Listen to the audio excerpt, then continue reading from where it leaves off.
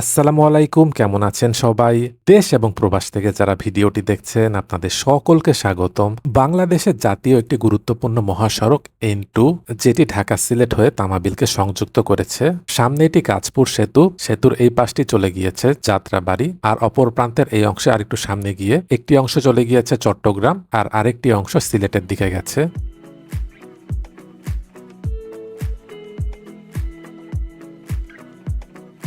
এই পাশটি কাঁচপুর, এখান থেকে সড়কটি দুটি ভাগ হয়েছে। সামনের দিকটি চলে গেছে চট্টগ্রাম আর বাম পাশটি নরসিংদী হয়ে সিলেটের দিকে গেছে। কিছুক্ষণ আগে এখানে বেশ ভালোই বৃষ্টি হলো, আকাশ মেঘলা হয়ে আছে, আবার হয়তো বৃষ্টি নামতে পারে। সিলেট মহাসড়কের যে কাজ সেটি নারায়ণগঞ্জের কাঁচপুরের এখান থেকেই শুরু হয়েছে। সামনে সড়কের কাজ চলার কারণে এখান থেকে দেখা যায় প্রায় সময় যানজট লেগে থাকে।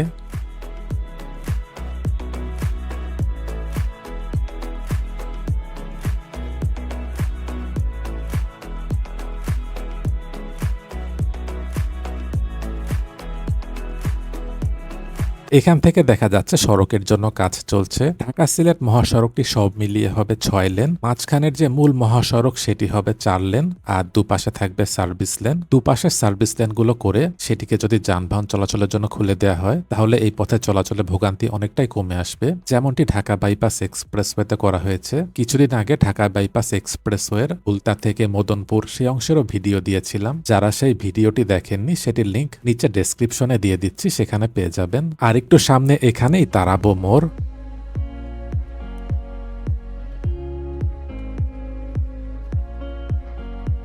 এবার তারাবোর এখানে গোল চত্বরের স্থানে চলে এসেছি। এখান থেকে সড়কের বাম পাশটি চলে গেছে সুলতানা কামাল সেতু হয়ে ড্যামরা যাত্রাবাড়ির দিকে, আর যাত্রাবাড়ির থেকে একটি অংশ স্টাফ কোয়ার্টার রোড হয়ে বনশ্রী রামপুরার দিকে গেছে।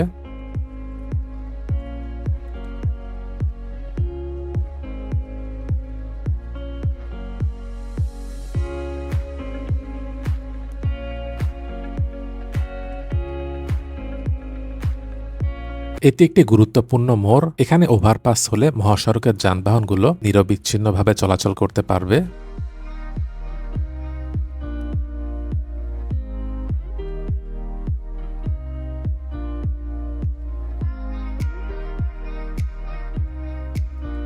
এবার এদিক দিয়ে যাওয়ার পথে দেখতে পেলাম ডান পাশের এই অংশে বালু ফেলে জায়গাগুলোকে বর্তমান সড়কের লেবেলে আনা হচ্ছে। বাম পাশের এখানেই হবে সার্ভিস লেন আর এই দুটো অংশে হবে মূল মহাসড়ক। ডান পাশের এই অংশেও সার্ভিস লেন।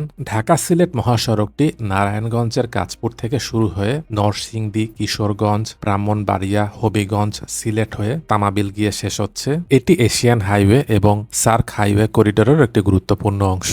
এছাড়াও আঞ্চলিক বাণিজ্যের জন্য এর গুরুত্ব অপরিসীম। এই প্রকল্পটির আওতায় কাঁচপুর থেকে সিলেট পর্যন্ত 209 কিলোমিটার। এই পর্যন্ত সড়কটি 6 লেন এবং দুপাশে থাকবে সার্ভিস লেন, এবং সিলেট থেকে তামাবিল এই অংশের দূরত্ব 56.16 কিলোমিটার। সেই অংশে সড়কটি 4 লেনে উন্নীত করা হবে। আজকের ভিডিওটিতে স্পন্সর করেছে রাইজেন সফটওয়্যার সলিউশনস। এখানে website development, mobile app development সহ সফটওয়্যার রিলেটেড অনেক কাজ করা হয়। বিস্তারিত জানতে ভিজিট করুন rigensoft.com। তাদের ওয়েবসাইটের লিঙ্কটি নিচে ডেসক্রিপশনে দিয়ে দিচ্ছি, সেখানে পেয়ে যাবেন।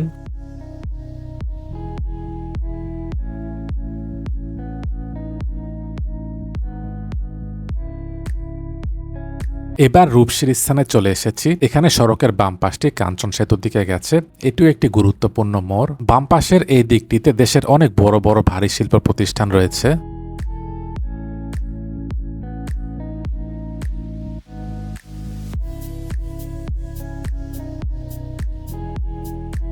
একটু সামনে আসার পর এই দিকে দেখা যাচ্ছে ডান পাশের এই জায়গাগুলোতে বালু ফেলা হচ্ছে। বাণিজ্যিক দিক বিবেচনায় এই সড়কটি খুবই গুরুত্বপূর্ণ। এলাকাবাসী এবং ব্যবসায়ীরা এই সড়কের নির্মাণ কাজ দ্রুত শেষ করার জন্য তাগিদ দিয়েছেন।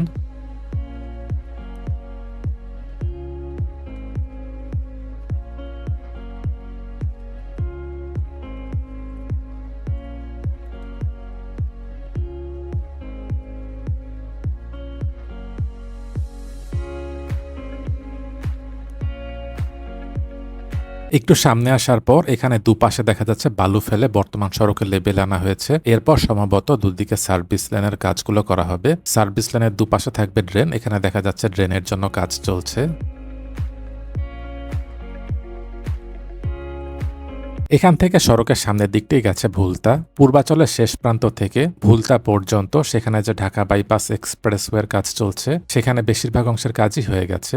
এক্সপ্রেসওয়ের জন্য বাকি যে ফিনিশিং এর কাজ রয়েছে সেটির কাজ হয়ে গেলে পূর্বাচলের শেষ প্রান্ত থেকে ভুলতা পর্যন্ত এক্সপ্রেসওয়েটি যানবাহন চলাচলের জন্য খুলে দেওয়া হবে। আর ভুলতা থেকে মদনপুর পর্যন্ত সেই অংশে এক্সপ্রেসওয়ের জন্য কাজ চলছে। আর বেশিরভাগ অংশে দুপাশে সার্ভিস লেনের কাজগুলো হয়ে গেছে, যেটি এর আগের ভিডিওটিতে দেখিয়েছিলাম। ডান পাশের এখানে দেখা যাচ্ছে সার্ভিস লেনের জন্য কাজ চলছে।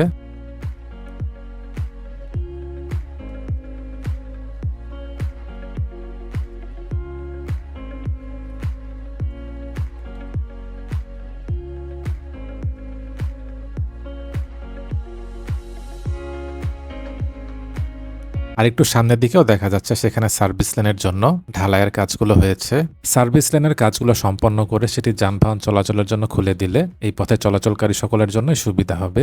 এই পথে চলাচলের সময় বাজার, ব্যস্ত এরিয়াগুলোতে যেন ওভারপাস, আন্ডারপাস থাকে, যেমন টাঙ্গাইল মহাসড়কে রয়েছে, তাহলে মহাসড়কের যানবাহনগুলো নিরবিচ্ছিন্নভাবে চলাচল করতে পারবে। আর চৌরাস্তার মোড়গুলোতে যেন আন্ডারপাস না করা হয়। চৌরাস্তার মোড়ে আন্ডারপাস থাকলে এতে করে দেখা যায় সেখানে একটি যানজটের সৃষ্টি হয়। আন্ডারপাসগুলো রাস্তার একটু সামনে অথবা পিছে করলে এতে করে সকল যানবাহন নিরবিচ্ছিন্নভাবে চলাচল করতে পারে।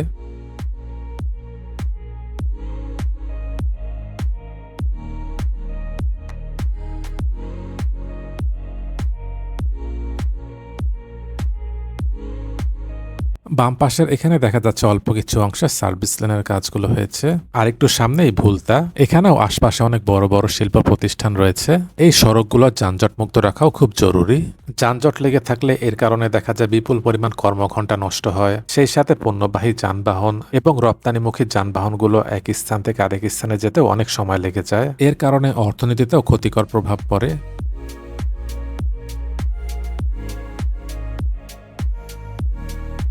সামনে এখানে ভুলতা ফ্লাইওভার। এবার ভুলতা ফ্লাইওভারের স্থানে চলে এসেছি। এদিক দিয়ে যাওয়ার পথে কিছুক্ষণ আগে বেশ ভালোই বৃষ্টি হলো।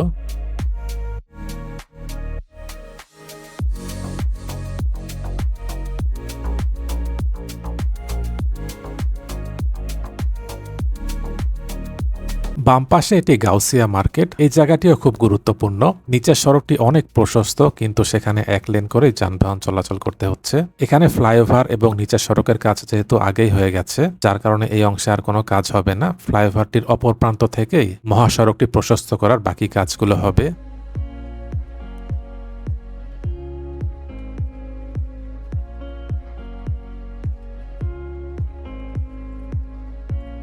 এখানে সড়কের বাম পাশটি চলে গেছে ঢাকা এবং গাজীপুর, ডান পাশটি মদনপুর হয়ে চট্টগ্রাম মহাসড়ক, আর একদম সোজা চলে গিয়েছে নরসিংদী হয়ে সিলেটের দিকে।